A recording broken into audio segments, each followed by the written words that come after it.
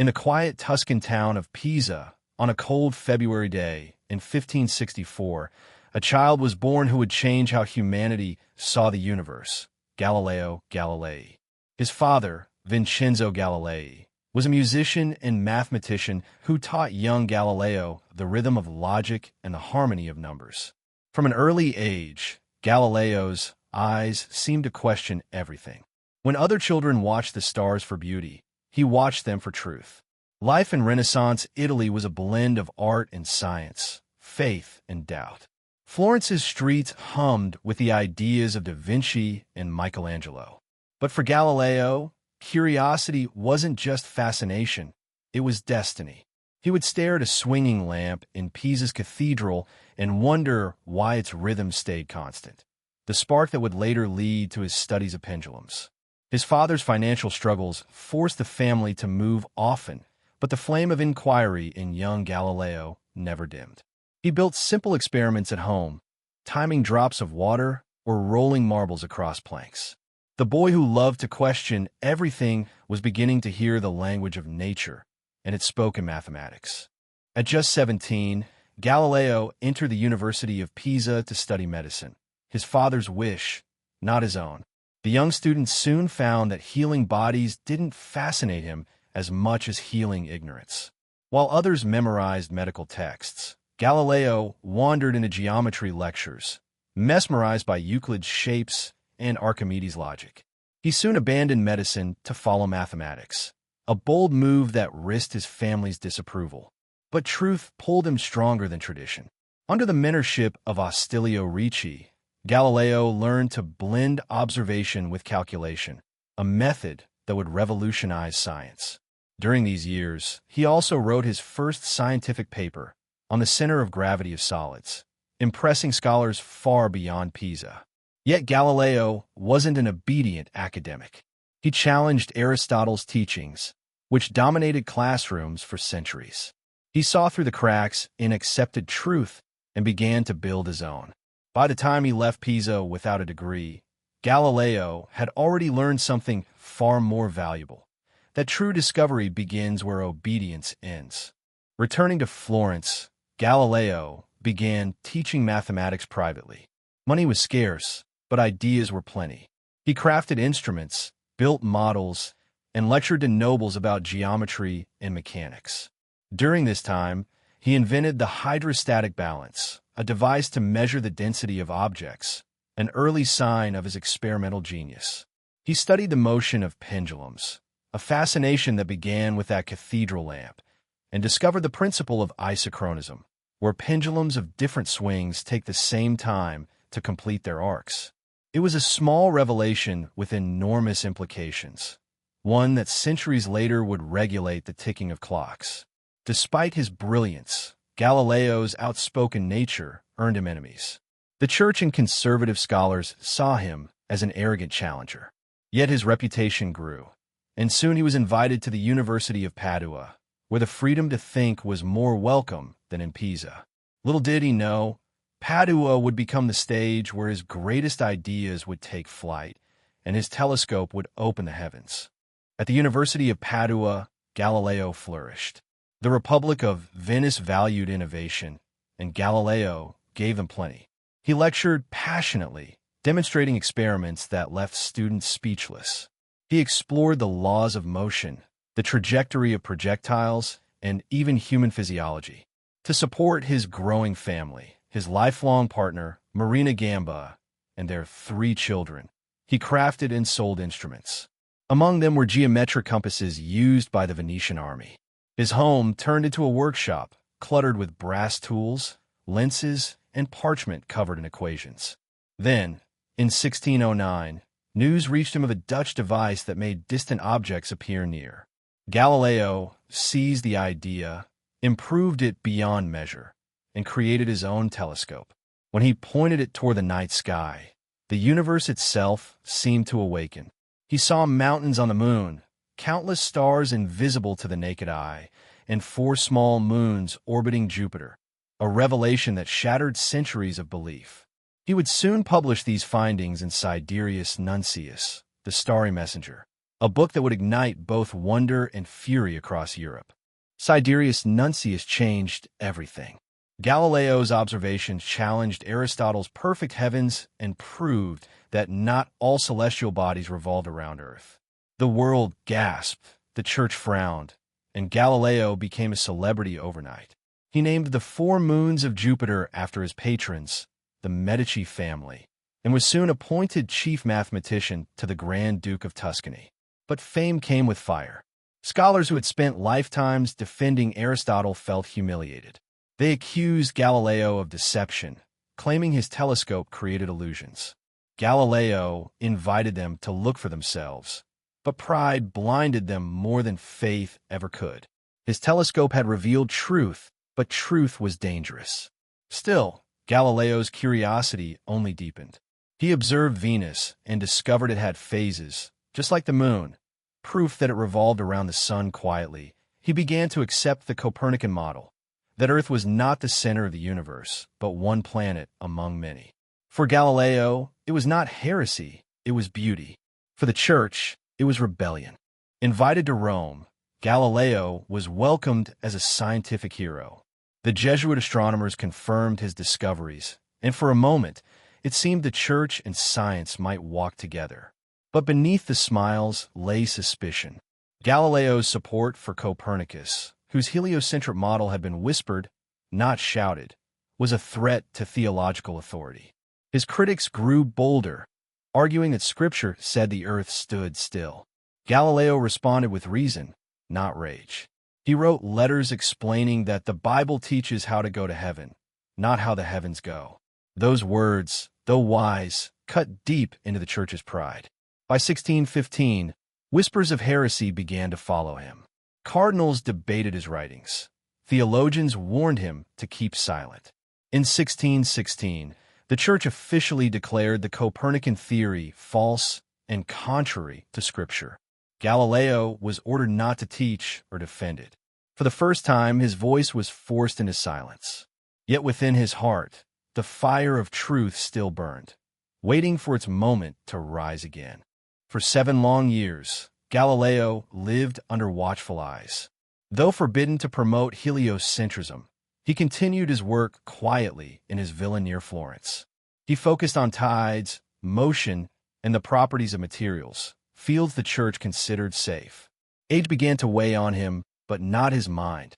He raised his daughters, Virginia and Livia, sending them to a convent for safety and education.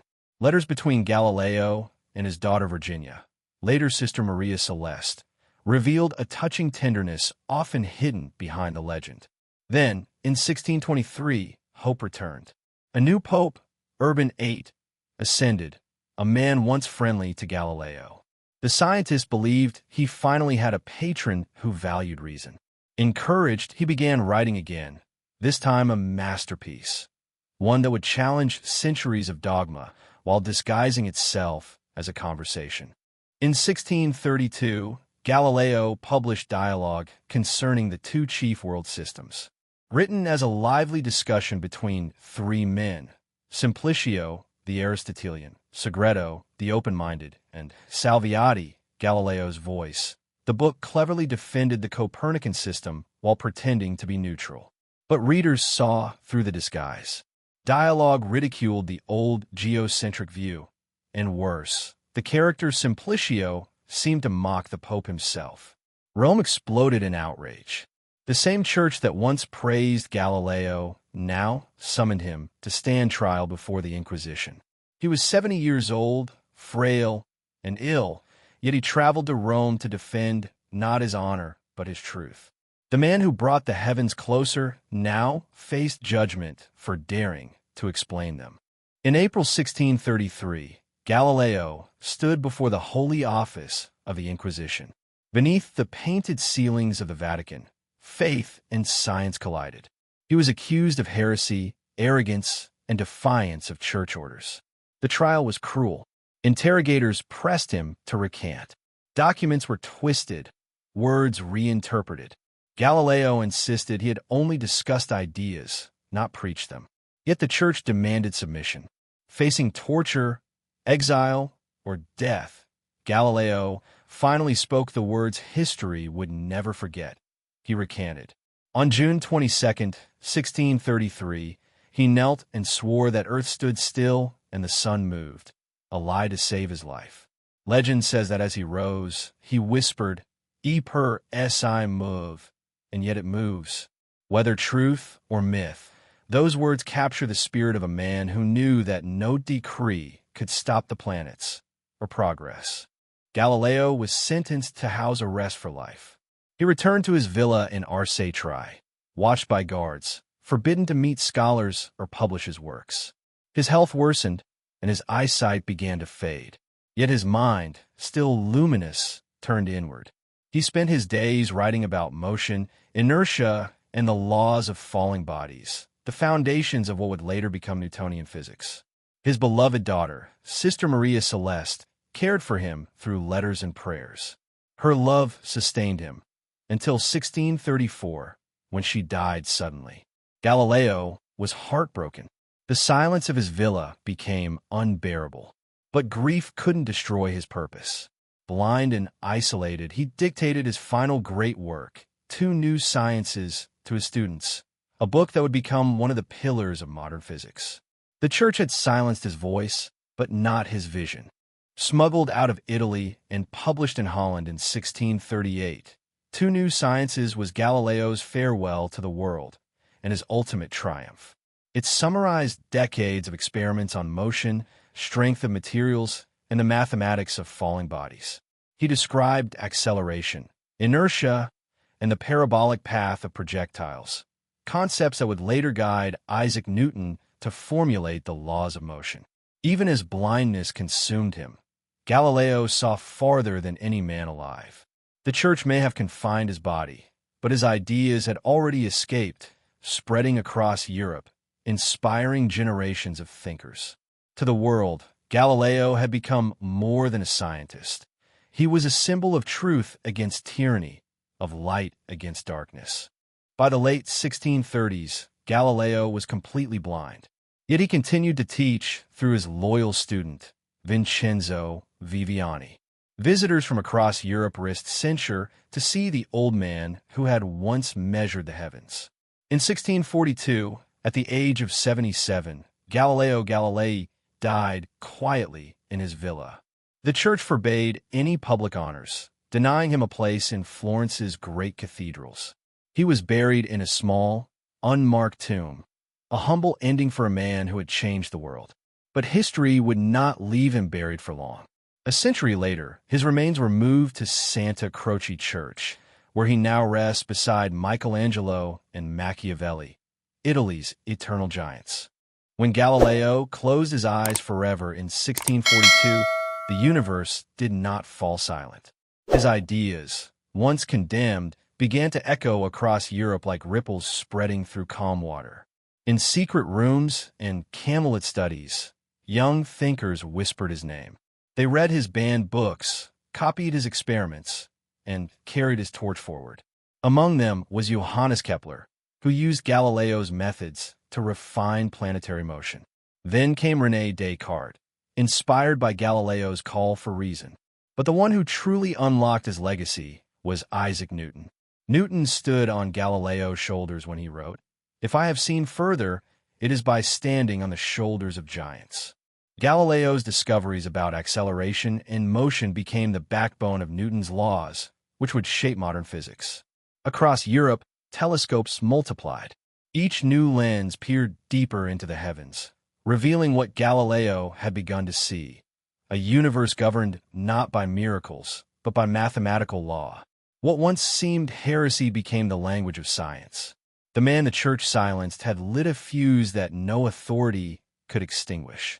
Every scientist who questioned, every student who observed rather than obeyed, became part of his revolution.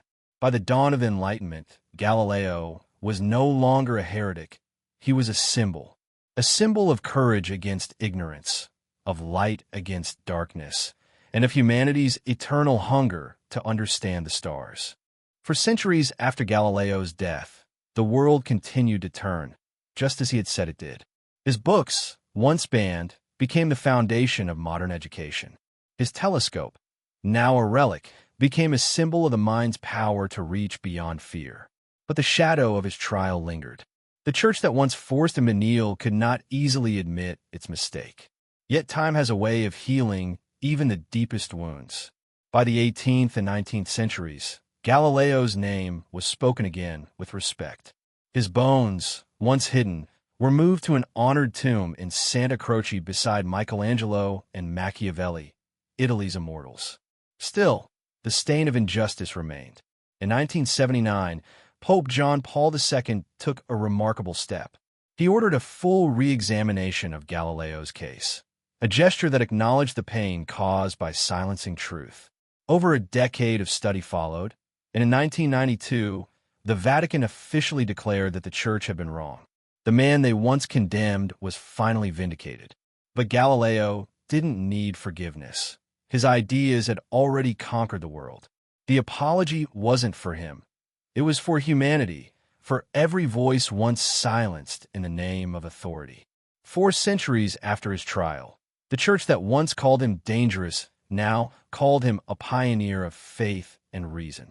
The universe had come full circle, proving Galileo right, not just about the motion of planets, but about the motion of truth itself. Today, Galileo's spirit shines brighter than ever. Every telescope that peers into the cosmos, every spacecraft that explores distant worlds, carries a piece of his vision. The Hubble Space Telescope, orbiting above Earth, follows the same curiosity that drove Galileo to lift his handmade lens toward the heavens. He taught humanity that the universe is not chaos but order, not a mystery to fear, but a masterpiece to explore. From observatories on snowy mountaintops to massive radio dishes listening for signals across galaxies, his legacy lives in every scientific endeavor. Modern physicists still quote his principles of motion. Astronauts whisper his name when they orbit the world he once dared to move. His belief in observation over dogma became the foundation of the scientific method itself, the tool by which we now explore everything from atoms to galaxies. In schools, his story is told not as tragedy, but as triumph. The triumph of curiosity over control, light over darkness, knowledge over ignorance. The man who was condemned for looking at the stars became the very reason we continue to reach for them. Galileo Galilei was more than a scientist. He was a rebel, a dreamer, and a messenger from the stars, the man who brought heaven closer to earth and earth closer to the truth.